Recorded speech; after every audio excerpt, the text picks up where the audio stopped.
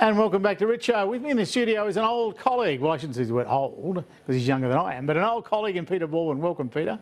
How are you, Graham? Oh, I battle on, mate. I battle on, as no doubt do you. Now, I've been interested to read you lately. You've bobbed up with a couple of columns, which have been a little surprising to me, I'd have to say. I mean, as the old line of the left, your latest contributions don't appear very left, if I can say. So I might get to the left a little bit later, but with whatever you are these days, you've taken Bob Carr to task over his stance on Israel and the Palestinians.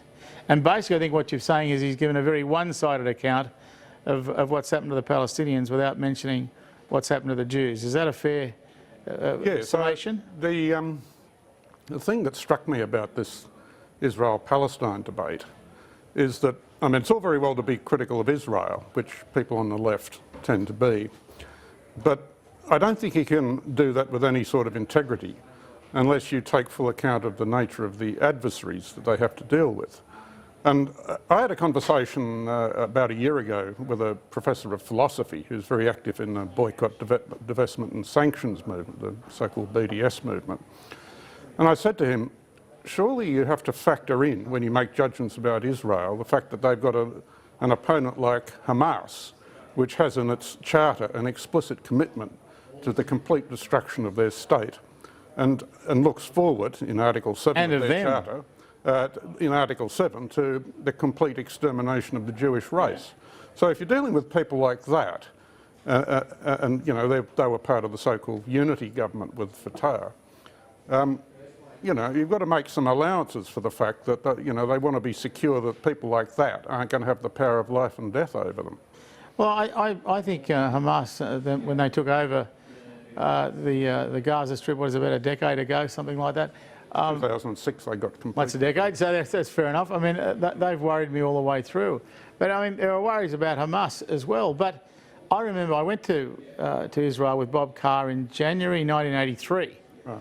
And what I remember about that trip is we were shown through Arab villages, and there was great pride taken by the Arab Israelis in talking to us. These days, those same villages are surrounded by barbed wire and tanks. There's soldiers all around them.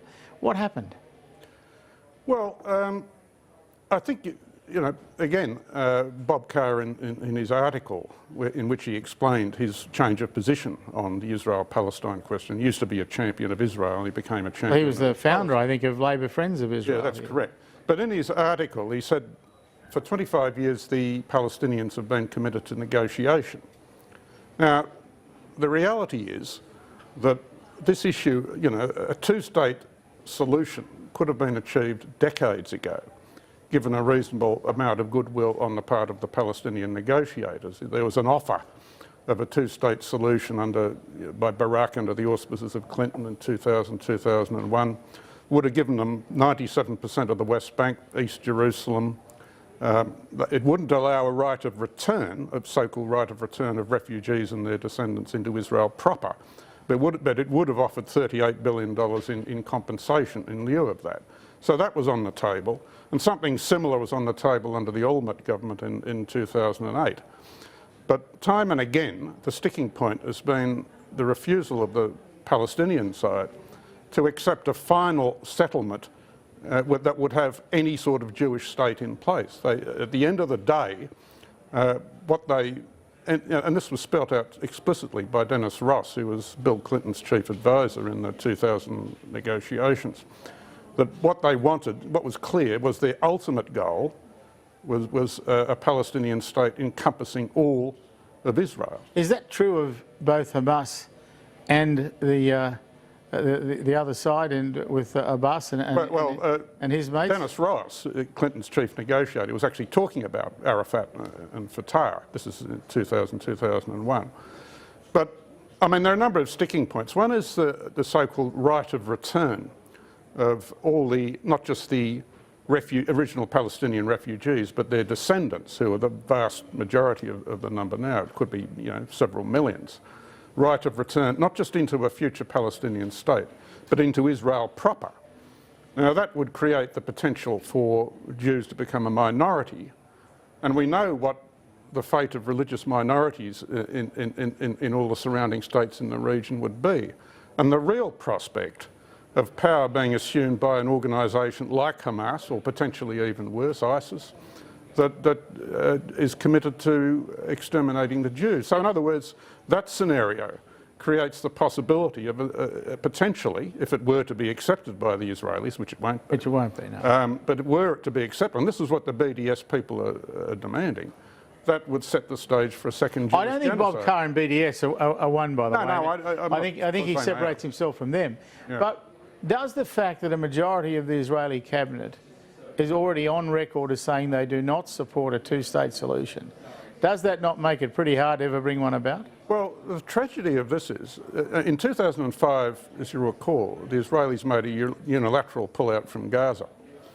And at the time... That worked well. Well, at the time, there was a great deal of optimism. There was talk about, the Israelis offered, they handed over a whole network of high-tech greenhouses that could have been the basis of a horticultural industry. They were smashed up. There was talk about Gaza becoming a kind of a Singapore on the Mediterranean, potentially. Well, we know what became of that. And literally within hours of the last Israeli troops withdrawing, the rockets started to fly, and they basically haven't stopped Never since. stopped. And the whole of Gaza was turned into a huge subterranean infrastructure, was built under the densely populated areas of Gaza, an infrastructure for waging war, not for protecting the civilian population. Talking about arms caches, control centres, etc. And at the time of the withdrawal, Netanyahu said, this is 2005, Netanyahu said, was against it, and he said it had become a nest of terrorists. Well, the tragedy is that in that regard he's been vindicated. So the position now of not just his government, by the way, but also the main centre-left opposition in Israel, the Zionist Zionist Union, I think it's called, headed by Isaac Herzog, they both say now that a two-state solution is what is ultimately desirable, but it's given the stance of the people they're forced to negotiate with, it's not something that's achievable in the near term. Well, it's not even achievable in the longer term, though, is it? It just doesn't look to me like it now can ever happen. Well, it'll take a major shift a cultural shift. But the problem, again, is within the Palestinian territories, there's an ongoing, relentless campaign through the education system, through the public media, to foment hatred of Jews. And we see the result of that in the last few months. And this is something Bob Carr, when he was talking about Jerusalem a few weeks ago, didn't mention that this campaign of stab a Jew, yeah, that's being fomented and glorified, not just by Hamas and the so-called extremists, by the moderate and it's happening, isn't it? The stabbings are still occurring. Yeah, well, I think they might have abated recently, but it's ongoing, so that's the problem, mate. This is the problem the Israelis have got. I'm not saying they're without fault. They're all paragons of virtue by any means. But no, they ain't that. But they're dealing with the reality of an opposition that looks forward to their annihilation. That's their problem. Which is a tough call. I want to just, before we go, also just turn to an article you wrote about Gillian Triggs and her comments on the flood of refugees going into Europe, where she basically said you've got to be an Islamophobe to suggest that terrorists might be part of it. But we know terrorists are part of it. ISIS boasts, does it not, that it's sending in thousands in this massive flow of refugees. Absolutely. You've got a situation where you've got completely uncontrolled entry from all different parts of the world, not just Syrians are a minority. You've got an organisation in ISIS that has tens of thousands of trained and fighters with combat experience. Documents a year ago were translated that talked about the Libyan coast being the gateway to Europe for jihadists. And so how Gillian Triggs can say you can't conflate the border control issue with the terrorism issue, it's just simply ridiculous. You have to conflate it, but then again, I don't know what you do about it, because it is impossible to vet the number of people going through. With all the best will in the world, no matter how much money you spend, how many people you put on it, there are so many false documents, and there are so many people claiming they don't have any documents because they've been destroyed in the town they came from. How can you ever know who's coming into your country? You can't.